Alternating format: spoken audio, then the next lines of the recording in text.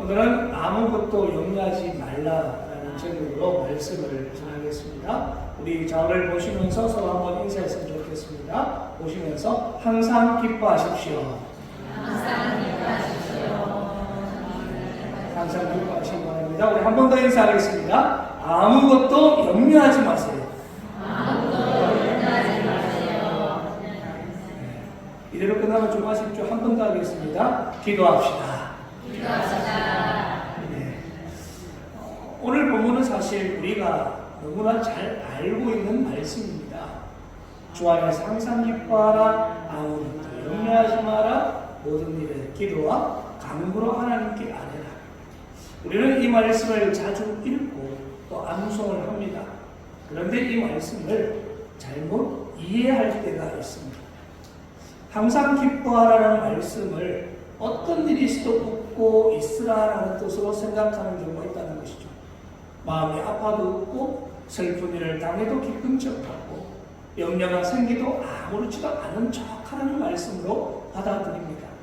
그러나 그것은 성경이 말하는 기쁨이 아니라는 거예요. 성경은 우리에게 감정을 숨기라고 말하지 않습니다. 예수님께서도 나사로의 무덤 앞에서 우셨습니다. 예루살렘을 바라보며 눈물을 흘리셨고요. 성전이 장사하는 집으로 변했을 때 분노하셨습니다. 그러므로 항상 기뻐하라는 말씀은 슬픈 일이 있어도 슬퍼하지 말라는 뜻이 아니라는 거예요. 고통스러운데 억지로 웃으라는 말이 아니라는 것입니다. 바울이 말하는 기쁨에는 분명한 근거가 있습니다. 오늘 본문 4절을 보시면 주 안에서 항상 기뻐하라. 내가 다시 말하니 기뻐하라. 우리의 기쁨은요, 환경에서 나오는 것이 아닙니다. 형편이 좋아졌기 때문에 기뻐하는 것도 아니고요. 모든 문제가 해결되었기 때문에 기뻐하는 것이 아닙니다. 우리가 기뻐할 수 있는 이유는 우리가 주 안에 있기 때문입니다. 주 안에 있기 때문에. 오늘 본문에서 주 안이라는 표현이 계속 반복되면서 이야기하는데요. 1절에서는 주 안에 서라라고 말하고 있습니다. 그리고 2절에서는 주 안에서 같은 마음을 품어라라고 말하고 있고요. 4절에 보면은 주 안에서 항상 기뻐하라라고 이야기합니다. 7절에서는 하나님의 평강이 그리스도 예수 안에서 우리의 마음과 생각을 지키실 것이다 라고 말하고 있습니다. 그러므로 오늘 본문의 중심은 단순히 걱정하지 마라라는 이야기가 아닙니다. 너희가 주 안에 있는 사람이라는 사실을 잊지 말라는 거예요. 주 안에 굳게 서고 주님 안에서 기뻐하고 주님 안에서 기도하라는 것입니다. 그러면은 주님께서 너희의 마음과 생각을 지켜주실 것이다 라는 말씀이죠. 이것이 오늘 본문이 우리에게 주시는 말씀입니다. 당시 오늘 본문을 보면 바울은요, 로마 감옥에 갇혀 있었습니다.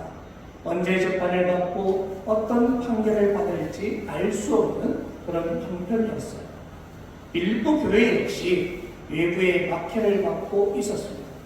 그리고 또 교회 안에서는 요디아와 순두계 사이의 갈등도 있었습니다. 염려할 일이 없었던 것이 아니에요. 오히려 염려할 일이 굉장히 많았어요. 그런데 바울은 감옥 밖에 있는 성도들 향해서 말하지 않습니까? 주 안에서 항상 기뻐하십시오. 아무것도 염려하지 마십시오. 사랑하는 성도 여러분, 바울은요, 염려할 일이 없어서 이렇게 말하는 것일까요? 아닙니다. 바울은 염려보다 뜻이 주님을 알고 있었기 때문에 이렇게 말하는 거예요. 주님을 알고 있었기 때문에. 그렇다면 우리는 이렇게 염려가 찾아왔을 때 우리는 어떻게 해야 할까요? 첫 번째, 주 안에서 굳게 서서 기뻐하는 것입니다. 우리 1절을 같이 한번 읽어볼까요? 1절입니다. 시작! 그러므로 나의 사랑하고 사랑하는 사람 이와 같이 주 안에 서라. 바로 먼저 주 안에 서라라고 명령합니다. 여기서 서라는 말은요, 흔들리지 말고 굳게 서 있으라라는 뜻입니다. 군인이 적의 공격 앞에서 자기 자리를 지키는 것처럼 믿음의 자리를 지키라는 말씀이에요. 일반적으로 우리에게 염려가 찾아오면 가장 먼저 흔들리는 것은요, 우리의 믿음입니다. 하나님께서 정말 나를 돌보고 계시는가? 하나님께서 내 형편을 알고 계실까? 그리고 내 기도를 듣고 계시는가? 앞으로 어떻게 살아야 할까? 염려는요, 문제만 크게 보이게 하고 하나님을 뒤로 감추어 버립니다. 걱정과 염려가 우리 마음을 지배하기 시작하면 하나님의 약속보다 눈앞의 형편이 더 크게 보이게 됩니다. 그러나 바울은 이야기하죠. 염려가 찾아올수록 어떻게 하라고요? 주 안에 굳게 서라라고 이야기합니다. 사랑하는 성도는 우리가 서 있는 자리는요, 환경이나 어떤 사람이 아닙니다. 우리가 서 있는 자리는 바로 예수 그리스도 안인 줄로 믿습니다. 우리는 본래 죄와 사망 아래 있던 사람들이었습니다. 그러나 예수 그리스도께서 십자가에서 우리의 죄를 담당하시고 우리를 구원해 주셨습니다. 그러므로 이제 우리는 죄의 종이 아니라 하나님의 자녀가 되었습니다. 세상에 속한 사람이 아니라 우리는 주님께 속한 사람이라는 것이죠. 이 신분은 우리의 상황에 따라, 우리의 형편에 따라 달라지지 않습니다. 사업이 어려워졌다고 해서 하나님의 자녀가 아닌 것이 아닙니다. 내 몸이 아프다고 해서 내가 주님 밖으로 밀려난 것이 아닙니다. 실패했다고 해서 하나님의 사랑에서 끊어진 것이 아니라는 거예요. 우리가 넘어져도 주 안에서 넘어지고 울어도 주 안에서 울며 고난을 당해도 주 안에서 고난 당하는 것입니다. 우리가 남자들이 군대를 갔다가 제대하게 되면은 가끔 착각하는 경우가 있습니다. 꿈을 꾸기도 하는데요. 다시 입대하는 꿈을 꾸게 됩니다. 그리고 아직까지 군에서 생활하는 꿈을 꾸기도 합니다. 그런 꿈을 꾸면 식은땀을 흘리면서 잠에서 깨게 되죠. 그리고 어두운 방안을 꿀떡 보다가 그때 깨닫습니다. 아, 나 제대했구나. 여기는 군대가 아니구나. 방이구나 라고 깨닫습니다. 보시면 아직 꿈속에서는 군인이었습니다. 그런데 실제 그의 신분은 군인이 아니잖아요. 아무리 반복해서 동일한 꿈을 꾼다고 하더라도 군인이 아닙니다. 이미 전역했습니다. 성도의 삶도 그렇습니다.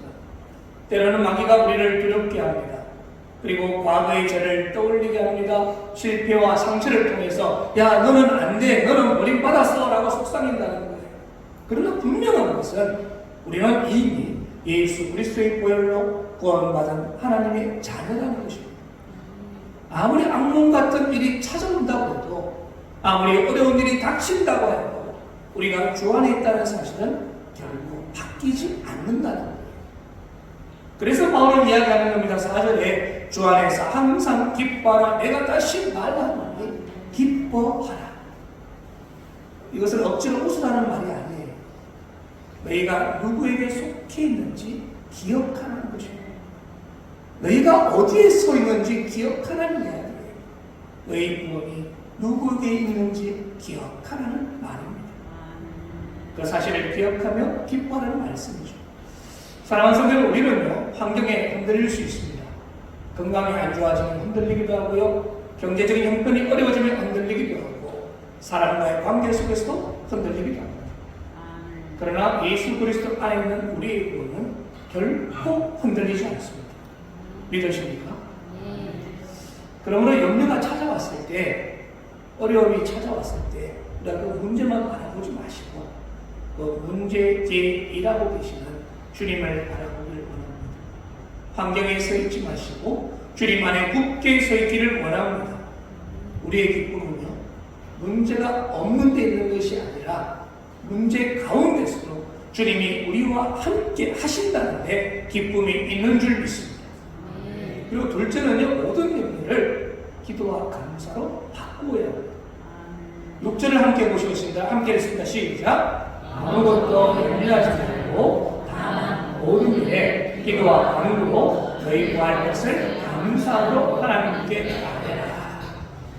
아멘. 바울은요, 염려하지 말라고 하지 않습니다. 염려할 것을 말씀합니다. 뭐라고 합니까? 기도와 간구로 너희 구할 것을 감사로 하나님께 아뢰라라고 말하고 있습니다. 기도와 간구로 너희 구할 것을 하나님께 아뢰라. 염려와 기도는 보면은 마음속에서 똑같은 죄를 보고 서로 다른 일을 하는 것 같습니다. 염려는 문제를 붙잡고 계속 생각나게 합니다. 그런데 기도는 그 문제를 붙잡고 하나님께 나아가는 것입니다. 염려는 문제를 내 마음 안에서 계속 반복하는 것이고요. 기도는 문제를 하나님의 손에 올려드리는 것입니다. 어떤 사람은 염려를 흔들 의자에 비유했어요. 흔들 의자에 앉아있으면 어떻습니까? 흔들어도 계속 흔들지만 앞으로 나가지 않습니다. 열심히 움직이고 흔들어도 항상 제자리입니다. 염려가 그렇다는 거예요. 머릿속에서 수십 번, 수백 번 문제를 생각합니다. 이렇게 하면 어떻게 될까? 저렇게 하면 어떻게 될까?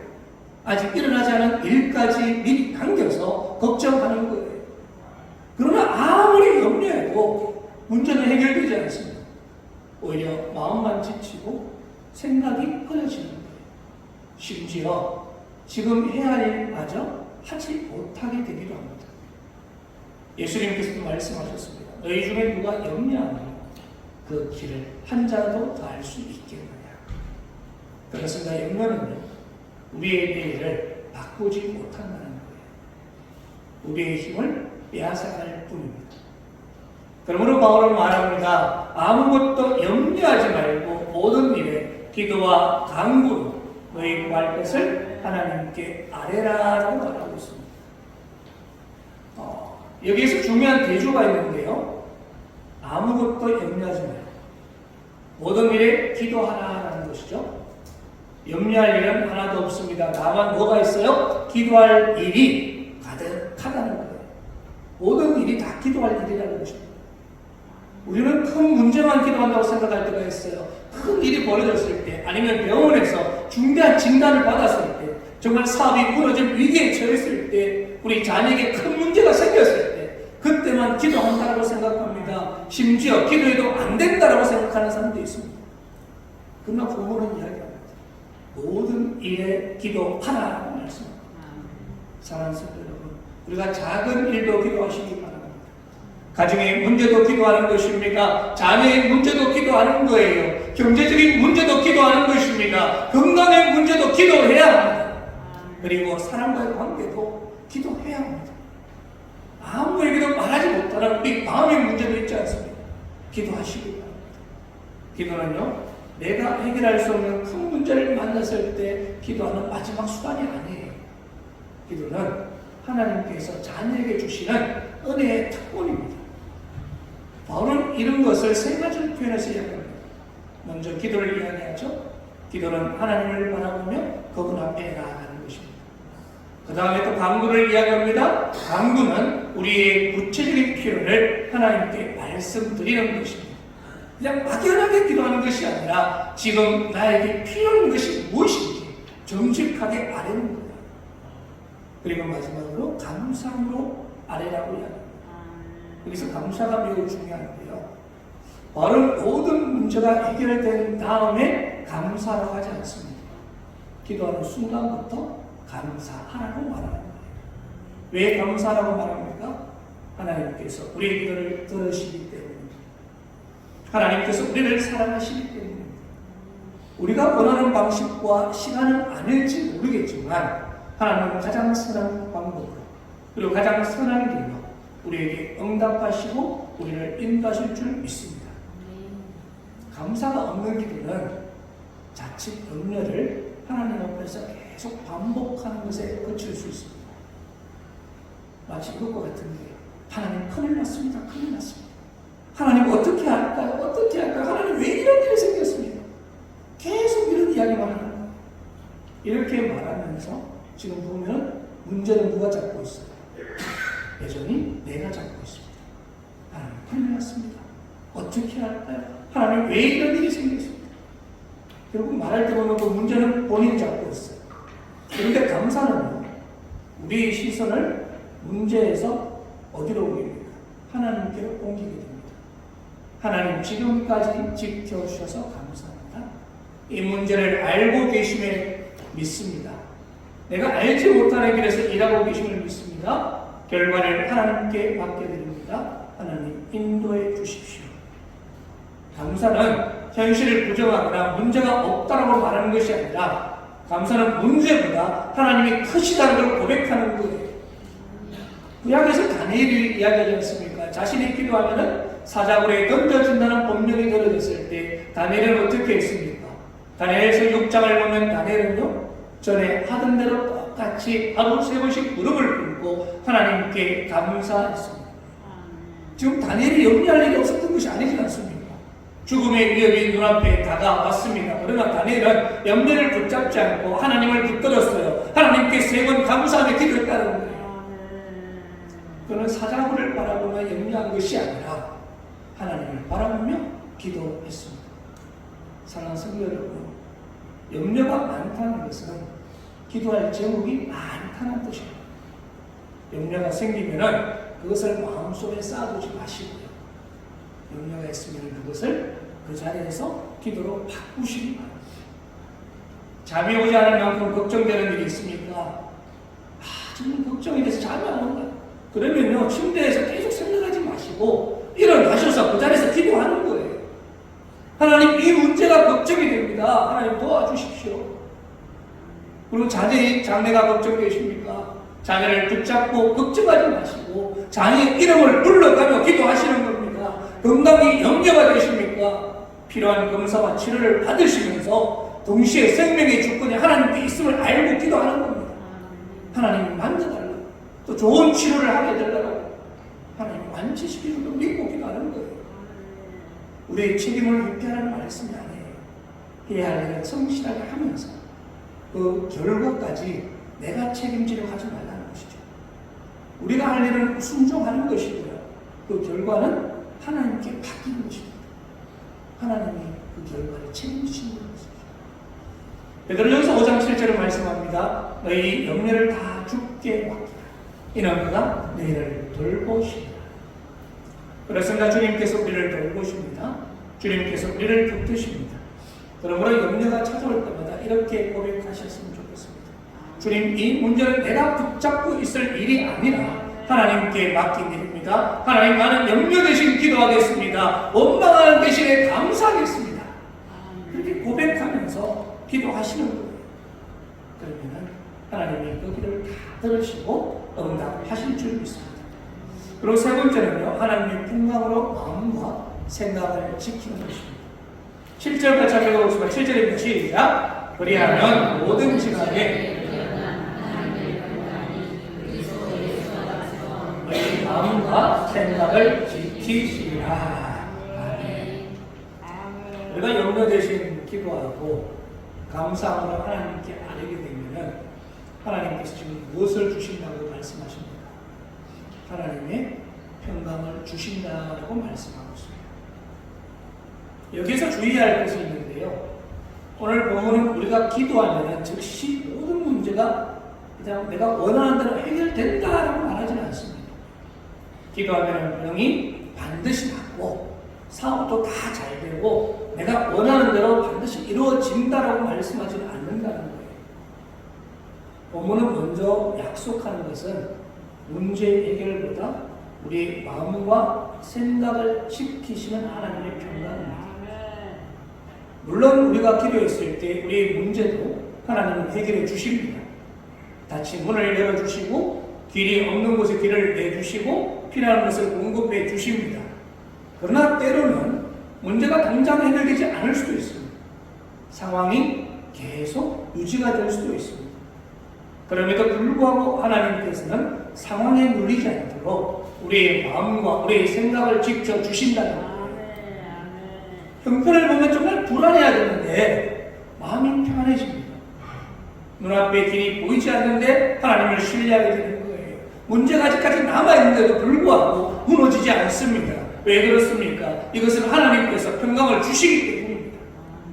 그리고 지키시라라고 말씀하고 있습니다. 지키시라. 이 말은 군인이 성을 지키듯이 보호하신다라는 뜻입니다. 염려는 우리의 마음과 생각을 공격해. 야, 앞으로 큰일 날 거야. 너는 이 문제를 해결할 수 없어. 아무도 너를 도와주지 않아. 하나님은 너를 잊으신 것 같아. 이런 생각들이 우리의 마음을 공격할 때 하나님의 평강이 정말 보초령처럼 우리의 마음과 우리의 생각을 지켜주시는 거예요. 어디에서 지켜주십니까? 그리스도 예수 안에서 우리를 지켜주십니다. 우리의 평강은 문제가 해결됐다는 확신에서 오는 것이 아니라 예수님께서 지금 우리를 붙들고 계신다는 확신, 주님이 지금 우리와 함께 하신다는 그 확신에서 오는 거예요. 그래서 예수님께서 요한복음 14장 27절에 말씀하십니다. 평안을 너희에게 끼치노니 곧 나의 평안을 너희에게 주노라. 내가 너희에게 주는 것은 세상에 주는 것과 같지 아니하니라. 너희는 마음에 근심하지도 말고 두려워하지도 말라. 사랑하는 성도 여러분, 세상이 주는 평안은요, 조건이 갖추어졌을 경우의 평안입니다. 그러나 주님이 주시는 평안은 환경을 넘어서 주시는 평안입니다. 주님이 나와 함께 계시기 때문에 평안할 수 있고요. 주님이 내 인생의 주인이시기 때문에 편안할 수 있고요. 주님이 나의 과거와 현재와 미래를 붙들고 계시기 때문에 내가 평안할 수가 있습니다. 그런데 바울의 보면은 이런 7절에서 끝나지 않습니다. 8절에 보시면은 그처럼 형제들아 무엇이든지 참되며 무엇이든지 경건하며 무엇이든지 옳으며 무엇이든지 정결하며 무엇이든지 사랑받을 만하며 무엇이든지 칭찬받을 만하며 무슨 덕이 있든지 무슨 기림이 있든지 이것들을 생각하라. 사랑하는 성도 여러분, 염려를 이기려면 기도할 뿐 아니라 어떻게 해야 된다고요? 우리의 생각을 다스려야 합니다. 우리는 무엇을 반복해서 생각하냐에 따라서 우리 믿음의 방향이 조금씩 달라져요. 염려할 일만 계속 생각하게 되면 염려가 자꾸 커져나요. 사람의 부정적인 말만 반복해서 계속 생각하게 되면요, 마음의 분노와 낙심이 쌓이게 됩니다. 일어나지도 않는 최악의 상황을 계속 생각하게 되면 두려움이 우리의 마음을 지배하기 시작합니다. 그래서 바울은 말하는 거예요. 참된 것을 생각하십시오. 경건한 것을 생각하십시오. 옳고 정결한 것을 생각하십시오. 사랑받을 만하고 칭찬받을 만한 것을 생각하십시오라고 말하는 것입니다. 이것은 막연하게 긍정적인 생각을 말하는 것이 아니에요. 하나님의 말씀에 생각을 고정하라는 것입니다. 나는 망할 것이다라는 생각이 찾아오면 하나님의 약속을 기억하시고, 하나님께서 나를 버리셨다는 생각이 찾아오면 내가 결코 너를 버리지 아니하고 떠나지 아니하라는 말씀을 붙드시고, 아무도 나를 사랑하지 않는다는 생각이 찾아오면 우리를 위해 독생자 예수 그리스도 아들을 보내신 하나님의 사랑을 생각하시고, 앞으로 어떻게 될지 모르겠다는 불안이 찾아오면 선한 목자 되시는 주님이 우리 길을 인도하신다는 말씀을 생각하라는 것입니다. 9절에 바울은 한 걸음 더 나아가서 이야기합니다. 같이 한번 읽어볼까요? 9절입니다. 시작. 너희는 내게 배우고 받고 덕고 너희와 함께 계시리라. 그 다음에 지금 말씀을 생각하는 데서 그치지 말고 행하라고 말씀하고 있습니다. 염려를 이기는 믿음은 생각만 바꾸는 것이 아니라 삶의 방향을 바꾸는 것입니다. 기도해야 할 때 기도하고, 용서할 사람 용서하고, 피할 일을 성실히 감당하면서 말씀에 순종하며 살아가는 거예요. 그렇게 살아갈 때 평강의 하나님이 우리와 함께 하십니다. 실제에서 평강의 하나님이 우리를 지키신다고 말씀하고 계시고, 9절에서는 평강의 하나님이 우리와 함께 하신다고 말씀하십니다. 하나님은 평강만 보내시는 분이 아니라 평강의 하나님이 신이 우리와 함께 하시는 줄로 믿습니다. 이보다 더 큰 복이 어디 있겠습니까? 하나님이 우리와 함께 하신다는데, 하나님이 우리를 지키신다는데, 하나님이 우리를 도와주신다는데, 이보다 더 큰 복이 어디 있겠습니까? 말씀을 믿습니다. 사랑하는 성도 여러분, 우리에게 염려가 없는 날은 없습니다. 건강에 대한 염려가 있고요, 자녀에 대한 염려가 있고, 노후에 대한 염려도 있습니다. 사람과 관계에 대한 염려도 있습니다. 그것 때문에 마음이 무거울 수도 있어요. 예수를 믿는다고 염려할 일이 모두 다 사라지는 것은 아닙니다. 그러나 예수를 믿는 사람에게는 염려를 가지고 나아갈 곳이 있잖아요. 우리에게는 기도할 수 있는 하나님 아버지가 계시지 않습니까? 그러므로 오늘 말씀을 기억했으면 좋겠습니다. 먼저 주 안에서 굳건히 서시기 바랍니다. 우리의 환경이 흔들려도 예수 그리스도 안에 있는 우리의 몸은 흔들리지 않습니다. 내가 하나님의 자녀라는 사실을 잊지 마시기 바랍니다. 그리고 두 번째는 염려를 기도와 감사로 바꾸시기 바랍니다. 아무것도 염려하지 말고 모든 일에 기도하는 거예요. 혼자 붙잡고 고민하지 마시고 하나님께 아뢰시기 바랍니다. 아직 응답이 보이지 않아도 하나님의 선하심을 믿으며 감사하며 기도하는 것입니다. 그리고 세 번째는 하나님의 평강으로 마음과 생각을 지키시는 것입니다. 염려와 두려움의 생각을 반복하지 마시고 하나님의 말씀을 생각하시기 바랍니다. 말씀을 듣는 데서 그치지 마시고 삶으로 순종하시기 바랍니다. 사랑하는 성도 여러분, 염려는 우리의 내일을 바꾸지 못합니다. 그러나 기도는 우리의 오늘을 하나님께 맡기게 되는 거예요. 염려한다고 내일이 좋아지는 것이 아닙니다. 오히려 오늘의 힘을 잃어버리는 것입니다. 그러므로 염려가 찾아올 때 이렇게 고백했으면 좋겠습니다. 나는 주 안에 있다. 하나님께서 나를 돌보신다. 나는 염려하는 대신 기도하겠다. 원망하는 대신에 감사하겠다. 나의 마음과 생각을 하나님께 맡기겠다라고 고백하신 거랍니다. 그러면은 모든 지각에 뛰어난 하나님의 평강이 그리스도 예수 안에서 우리의 마음과 생각을 지켜주실 것입니다. 평강의 하나님께서 여러분의 가정과 자녀와 일터와 모든 삶 가운데 함께 하실 줄 믿습니다. 하나님의 은혜가 여러분과 저와 가운데 함께 있기를 주님의 이름으로 축원합니다.